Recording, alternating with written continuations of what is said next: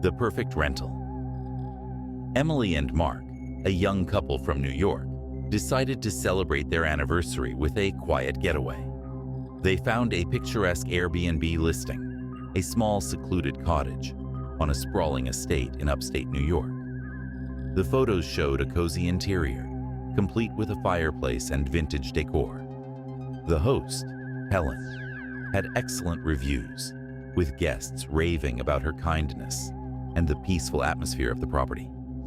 After a few messages back and forth, Helen confirmed their stay.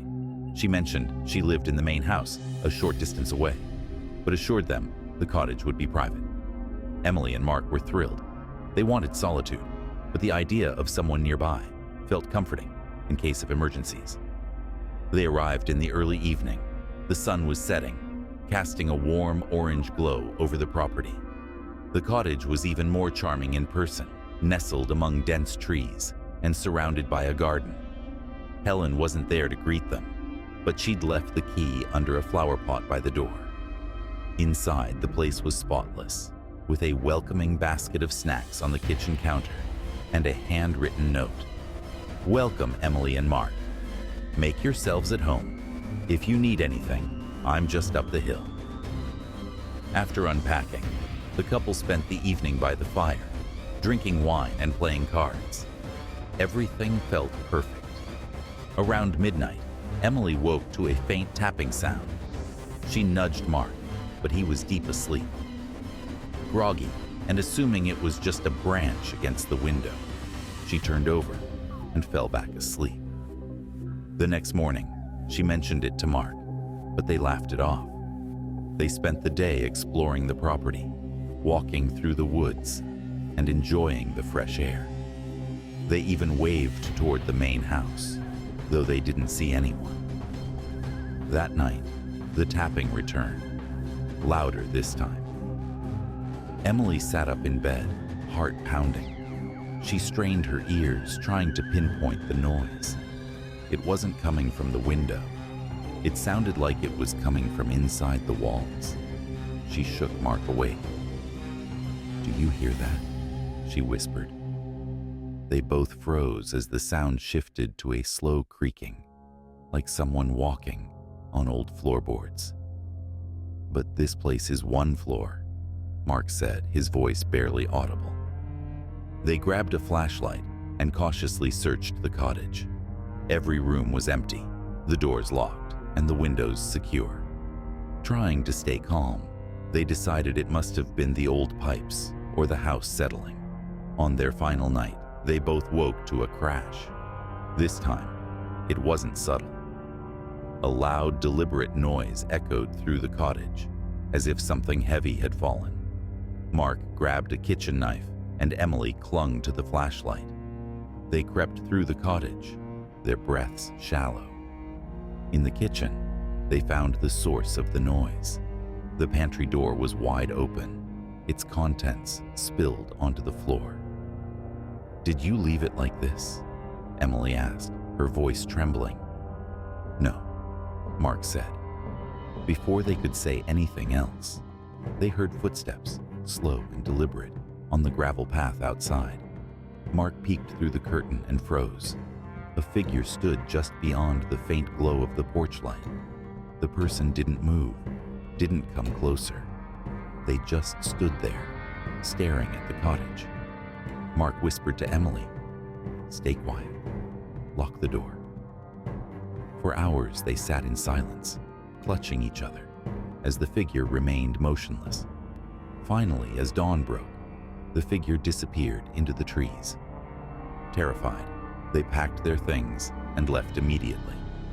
Emily sent Helen a message to explain what happened, but she received no response. A week later, out of curiosity, Emily checked the listing again. It was gone.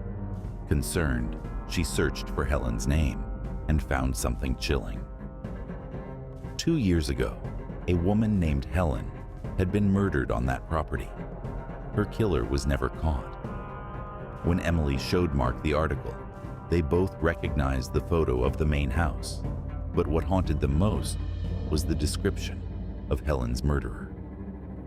Witnesses described him as tall, thin, and wearing the same dark clothes as the figure that had stood outside their cottage that night.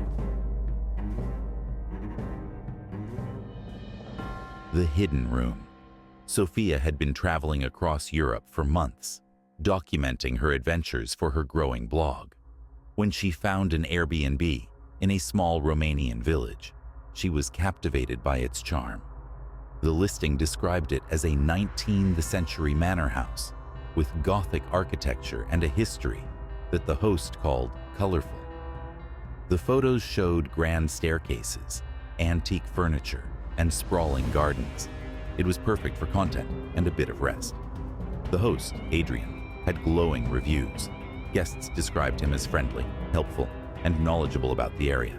When Sophia messaged him, he responded promptly, confirming her stay and offering to show her around the village if she was interested. Sophia arrived late in the afternoon. Adrian greeted her warmly at the door, a tall man with an easy smile.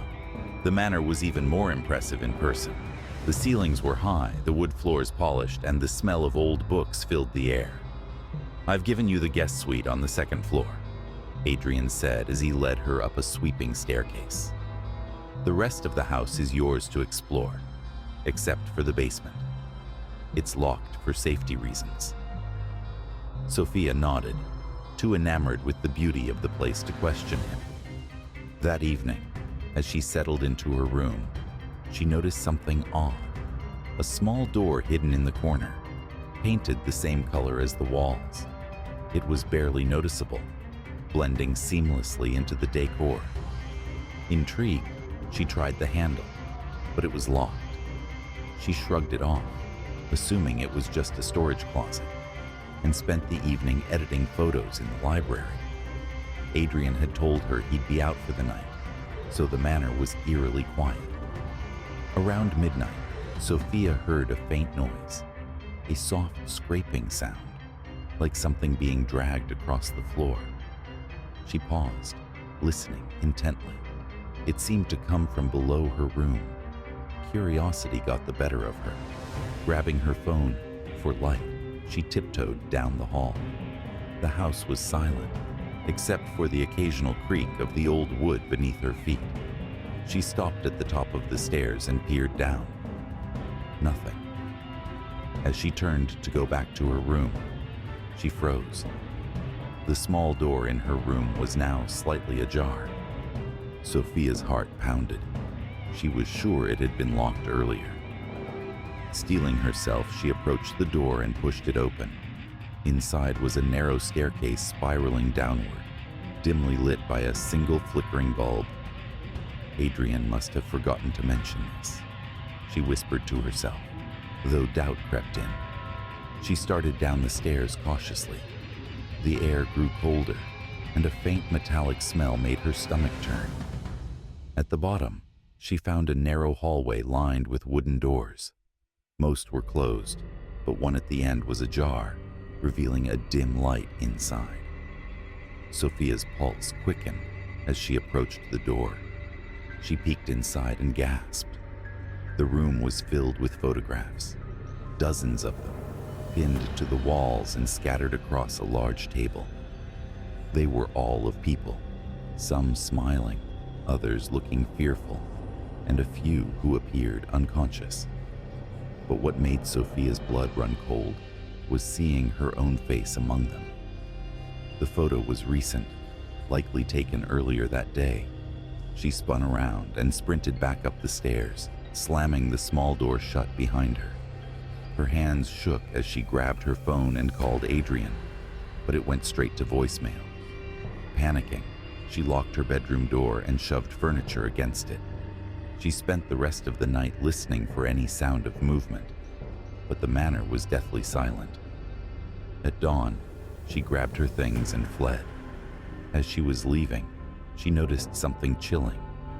The basement door Adrian had claimed was locked was now slightly open. Sophia reported the Airbnb to the platform and shared her experience online. Days later, her post went viral. Other travelers came forward, claiming they had stayed at the same property and had similarly unsettling experiences. finding hidden doors, hearing strange noises, and discovering photographs. When local authorities investigated, the manor was abandoned. There was no sign of Adrian or any record of him owning the property. The only clue they found was a single photograph left in the basement, Sophia's picture, torn in half. The long-term guest. Ryan was new to remote work and excited to try out slow travel. Instead of hopping between hotels, he decided to book month-long stays at Airbnbs to immerse himself in different places. His first destination was a quaint townhouse in a quiet suburb of Portland. The listing looked perfect: cozy decor, modern amenities, and a glowing host profile. The host, Megan, was described as friendly and hands-off, just what Ryan wanted. She sent him a message before his arrival, welcoming him and explaining that she lived in a separate unit upstairs, but wouldn't bother him during his stay. The townhouse was just as advertised: bright, clean, and comfortable. Ryan settled in, setting up his work equipment and unpacking his belongings. He liked the idea of having someone nearby, but appreciated the privacy. The first week passed uneventfully. Megan kept to herself, and Ryan was focused on work. Occasionally, he would hear footsteps from above, or the sound of a chair scraping against the floor. He even caught a glimpse of her once through the upstairs window, a woman in her mid-40s, wearing glasses and a cardigan. She waved, and he waved back. On his second weekend, Ryan started noticing small things out of place. A mug he hadn't used was sitting on the counter. His toothbrush seemed slightly wet, even though he hadn't used it that morning. Maybe I'm just imagining it, he thought, brushing it off. But then, one night, as he was working late, he heard the unmistakable sound of someone walking in his unit. Heart pounding, Ryan grabbed a kitchen knife and crept out of his bedroom. He checked the living room, the kitchen, and the bathroom. Everything was empty. The front door was locked, the windows shut. Trying to convince himself it was just the sound of the house settling, he went back to bed, but sleep didn't come easily. The next morning, he sent Megan a message asking if she had come downstairs for any reason. She replied quickly, "No, I never go into the downstairs unit. That's your space. Is everything okay?" Ryan hesitated before replying that everything was fine. He didn't want to seem paranoid. As the days passed, the disturbances grew harder to ignore. Lights he was sure he'd turned off were on. The pantry door was open, even though he hadn't touched it. One night, he woke up to find the TV in the living room blaring static. Finally, he decided to confront Megan directly. He knocked on the door to her unit, but there was no answer. He sent her a text, asking if they could talk, but she didn't respond. That night, Ryan was determined to catch whoever or whatever was messing with him. He set up his laptop camera in the living room, aiming it at the hallway leading to his bedroom. Around 3 a.m., Ryan woke to the sound of something moving in the hallway. He froze, listening intently. The sound stopped outside his bedroom door. Summoning his courage, he flung the door open. The hallway was empty. Shaking, he grabbed his laptop and reviewed the footage. His heart nearly stopped when he saw it. At 2:47 a.m., a figure emerged from the pantry. It was a woman with stringy hair and a gaunt face, wearing what looked like a hospital gown. She moved slowly, her head twitching as she walked. She disappeared down the hallway, reappeared moments later, and crawled back into the pantry. Ryan stared at the screen, his mind racing. He immediately called the police. When officers arrived, they searched the house thoroughly. Behind the pantry shelves, they found a hidden door leading to a narrow staircase. At the bottom, there was a small, dark room with a mattress on the floor, scattered belongings, and food wrappers. The woman was gone, but the officers recognized her from Ryan's footage. She had escaped from a nearby psychiatric facility months ago and had been living undetected in the townhouse. The most chilling discovery came when Ryan checked the host's profile again. It had vanished. Airbnb customer service confirmed that the listing wasn't registered under anyone named Megan. The account was fake. To this day, Ryan doesn't know if Megan was connected to the woman in the hidden room, or if she was ever real at all.